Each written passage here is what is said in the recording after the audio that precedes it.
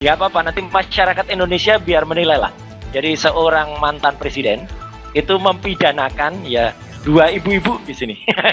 Roy Suryo menyebut selain melapor ke polisi, Jokowi juga seharusnya bisa memenuhi panggilan untuk laporan yang lainnya. Roy Suryo berharap dalam pengusutan kasus ini tidak ada kriminalisasi.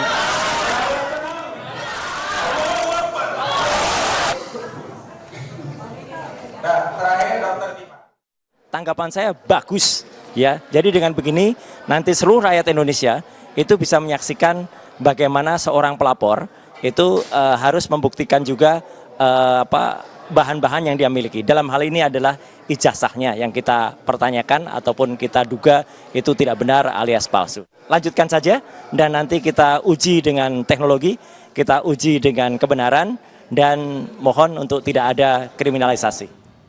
Iya kan udah sering disebut, nggak apa-apa. 2 RS itu kan double RS ya. Saya sama Dr. Rismond Sianipar. Nggak apa-apa. Tapi yang menarik gini Mbak Putri. Kan tadi kan kita dengar sendiri ya dari Pak Yaakob ya. Jadi kemarin kan ada nama Pak Rizal Fadilah. Itu nggak ada, sudah. Jadi ada tambahan nama Pak ES, Egy Sujana, dan juga ada tambahan nama K. K itu Bu Kurnia. Wah ini, ya apa-apa. Nanti masyarakat Indonesia biar menilai lah. Jadi seorang mantan presiden itu mempidanakan ya dua ibu-ibu di sini, gitu kan gitu. Kenapa Mempidanakan loh dia, mempidanakan Ibu Kurnia dengan Dr. Mas Roy, kalau tadi Rima. Mas Roy pakai kata-katanya adalah nggak apa-apa biar masyarakat tahu bahwa seorang mantan presiden melaporkan kasus dugaan ijazah palsu ini. Kenapa sih? Apa yang dimaksud dalam hal ini?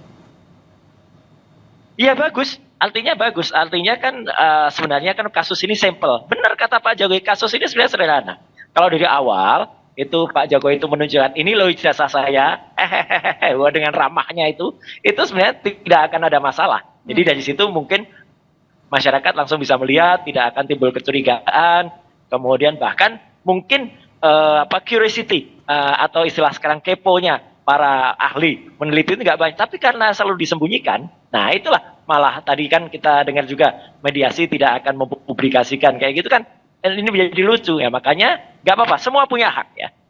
Jadi kita menghormati juga, hormati Pak Jokowi untuk melaporkan itu dan mempidanakan termasuk dua ibu-ibu tadi, ya gitu. Dan hormati kami juga untuk menyampaikan secara ilmiah.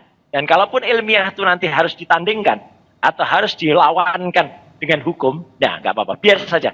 Biar masyarakat yang menilai dan biar ini menjadi diskursus yang bagus untuk masyarakat. Oke, saya ke Bang Rifai. Bang Rifai, kalau tadi Pak Jokowi setelah didalami sebagai saksi keterangannya, ini menyatakan bahwa ini sebenarnya kasusnya biasa tergolong ringan ya. Tapi kemudian kenapa akhirnya melapor Pak Jokowi dan sudah begitu juga melapornya ke Polda Metro Jaya?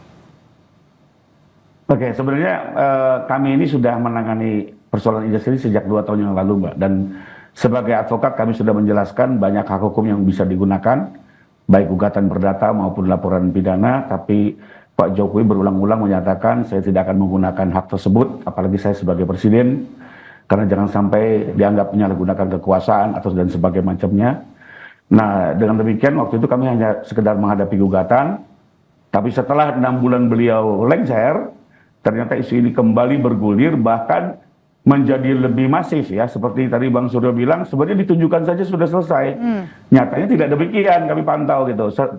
UGM sendiri, rektor dan dekan sudah menyatakan itu clear, Pak Jokowi betul kuliah, tetap terus dicari persoalannya, entah fonnya lah, entah fotonya lagi, lari lagi ke skripsi, dari situ objek berpindah ke skripsi.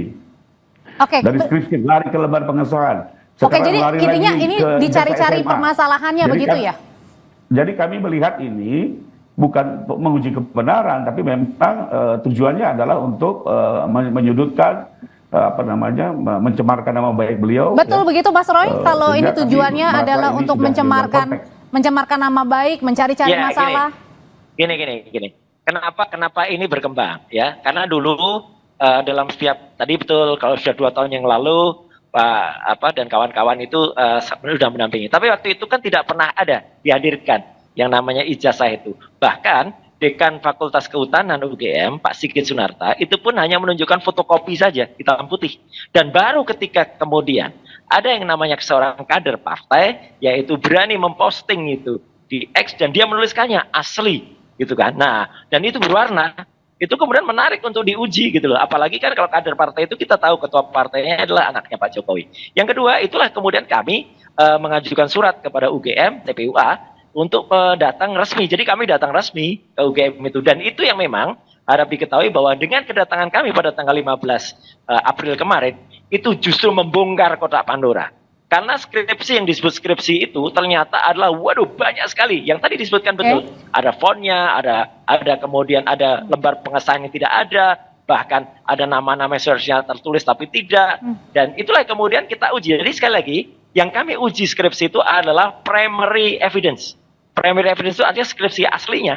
Yang disebut skripsi aslinya Jokowi. Itu kayak gitu, dan kalau udah kayak gitu Mbak, kami sangat menyayangkan kalau UGM harus memutuskan, dan dari situ UGM goyah.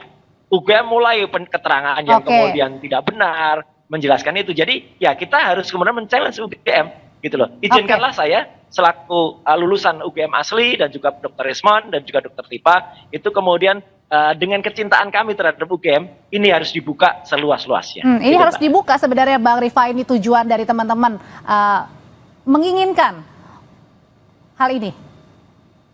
Ya, kami setuju sekali dengan kami menggunakan hak hukum tadi pagi, itu sudah jelas kami akan membuka semuanya. Dan satu fakta yang diyakini bahwa pertama Pak Jokowi meyakini betul bahwa ijazahnya asli, kedua telah menyelesaikan perkuliahan sesuai prosedur sehingga layak mendapat titel kesarjanaan, termasuk skripsi yang dibuatnya pun dibuat secara benar, ya. Dan ini semua akan kami buktikan tentunya. Karena bagaimanapun siapa yang melapor harus membuktikan. Nanti tinggal kita adu pembuktian masing-masing dan tinggal dilihat tujuan dan motif dari masing-masing. Oke, kalau berbicara tadi kita lihat tujuan sama motifnya masing-masing, Mas Roy, kalau gitu sebenarnya apa sih motif atau tujuan dari meminta Pak Jokowi untuk menunjukkan ijazah asli begitu? Kan saat ini apa urgensinya nih? Ya, kata kuncinya betul tadi ya, yaitu kejujuran.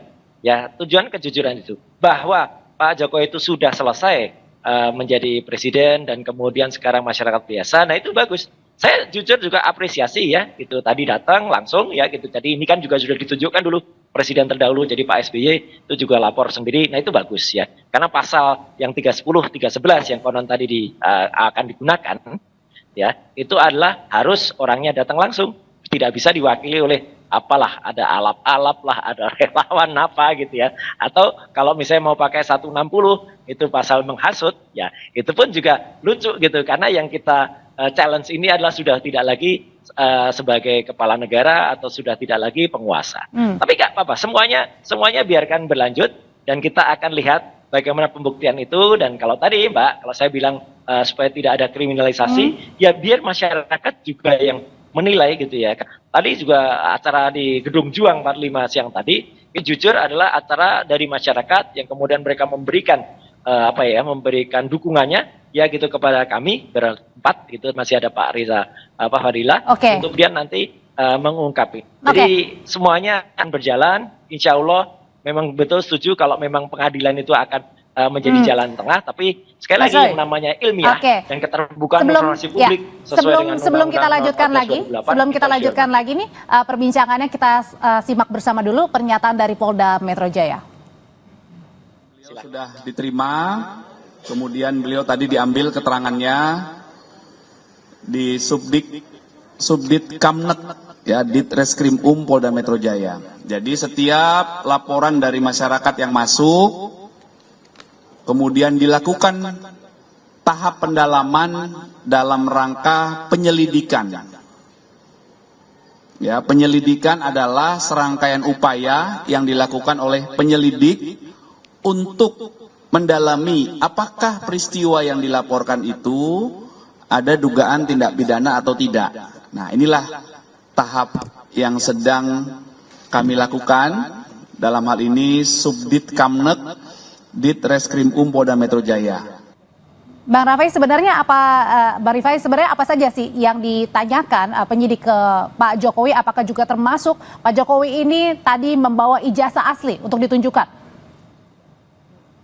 Tadi Pak Jokowi sudah menjawab 35 pertanyaan penyidik. dengan memberikan juga bukti-bukti yang relevan ya. Kami mengajukan 24 objek. Itu ada video, ada capture, ada foto, semua produk dari sosial media. Dan juga tadi beliau membawa ternyata tidak hanya ijazah S1 dari Fakultas Kehutanan UGM, tapi juga beliau sekaligus membawa ijazah asli di SD hingga SMA. Tadi diperiksa langsung, disaksikan bersama, kami juga menyaksikan.